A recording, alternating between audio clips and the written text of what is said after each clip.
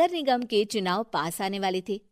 पूरे कानपुर शहर में टिकट को लेकर मारामारी शुरू थी, लेकिन सबसे ज्यादा चर्चा में वार्ड नंबर 40 की सीट थी। वो इसलिए क्योंकि इस बार वहां की सीट महिला के लिए आरक्षित थी। अब सवाल ये था कि चुनाव लड़ेगा कौन। इससे पहले ठाकुर साहब वहां से पार्षद थे और इस बार उन्होंने अपनी पत्नी सीमा ठाकुर को टिकट दिलवाई और ठाकुर साहब की शान के कारण सीमा जी ने 20,000 वोटों से चुनाव जीत लिया। अरे बधाई हो सीमा भाभी, अब तो आप वार्ड की पार्षद बन गई हैं। अब तो हमारे काम आप ही करवाएंगी। अरे ये तो सिर्फ नाम की पार्षद बनी है, वो तो महिला सीट आ गई, वरना पार्षद तो मुझे ही बनना था। अब भले ही चेहरा इसका होगा, लेकिन पावर तो मेरी ही होगी। अरे वाह भाई साहब, क्या दिमाग लगाया है आपने भी। आइए आप लोग, खाना लगा दिया है सबके लिए। सीमा जी पार्षद बन चुकी थी, फिर भी उनकी एक ना चलती। सारे काम ठाकुर साहब खुद ही संभाल लेते और जहां जरूरत पड़ती वहां सीमा जी का अंगूठा लगवा लेते। सीमा जी ज्यादा पढ़ी लिखी भी नहीं थी। एक दिन ठाकुर साहब और सीमा एक प्रोग्राम में जाते हैं। अरे ठाकुर साहब, आप आ गए। ओहो, पार्षद मैडम भी आ गई हैं। स्वागत है आप दोनों का। लगता है हमारे पार्षद फंड का सही इस्तेमाल हो रहा है। चलिए अब उद्घाटन करते हैं।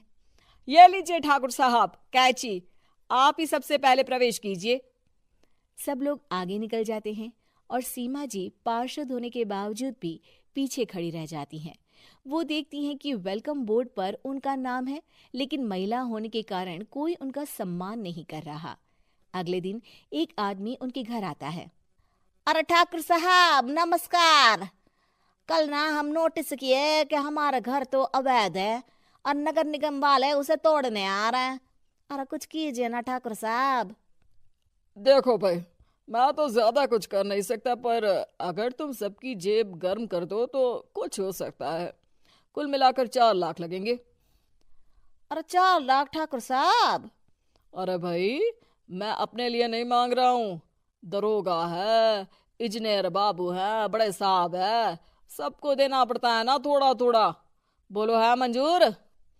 तभी वहां अचानक सीमा जी आ जाती हैं। अरे ये आप क्या कर रहे हैं? पहले इन्हीं लोगों से तो आपने वोट मांगे, अब इनसे ही पैसे ले रहे हो। अरे चुप रहो तुम, तुम्हारा काम है सिर्फ अंगूठा लगाना, तुम वही किया करो। मुझे दूसरे काम तुम मत सिखाओ, समझी? और तुम ना जाओ, अब पैसे लेकर आओ, वरना जेसीबी किसी भी वक्त आती होगी।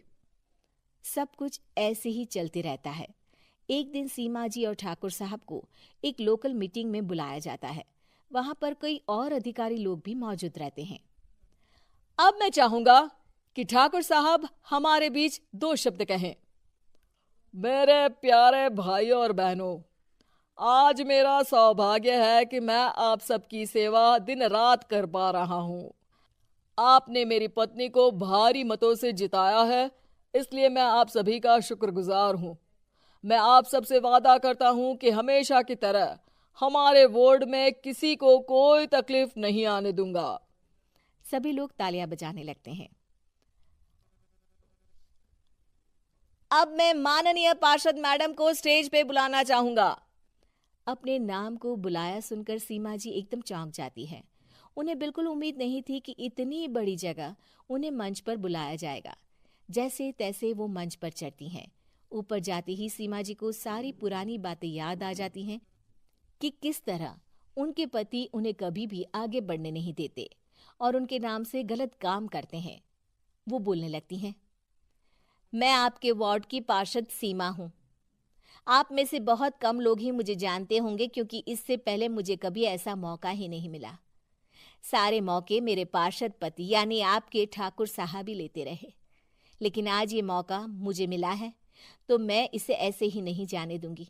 मैं आपको ये बताना चाहती हूँ कि आपके ठाकुर साहब मेरे नाम की आड़ में गैर कानूनी काम करते हैं, जिस पर अंगूठों के निशान मेरे होते थे।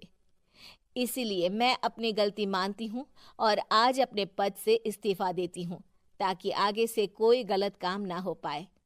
अब फैसला आप सबके हाथ में है कि आप हमें क्या सजा देना चाहते हैं। सीमा जी की बातें सुनकर ठाकुर साहब के चेहरे का रंग उड़ जाता है और वो शर्म से मुंह नीचा करके वहां से चले जाते हैं और पद से इस्तीफा देकर ही सही सीमा जी अपने आप में आत्मविश्वास महसूस करती हैं।